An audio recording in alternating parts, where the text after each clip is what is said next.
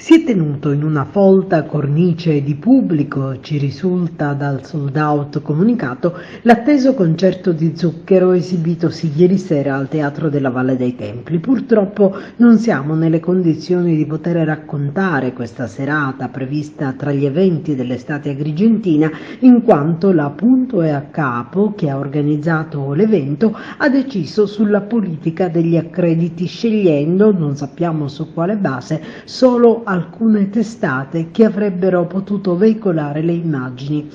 Quest'ultima avrebbe anche autorizzato, mostrando comunque non adeguata conoscenza di quello che è il lavoro del giornalista, qualcuno a fornire filmati alle testate locali che fossero interessati ad averli, dimenticando che un giornalista, oltre che trasmettere immagini, trasmette racconti, considerazioni, sensazioni, realtà quindi che non siamo stati messi, noi come altri colleghi, nelle condizioni di narrarvi.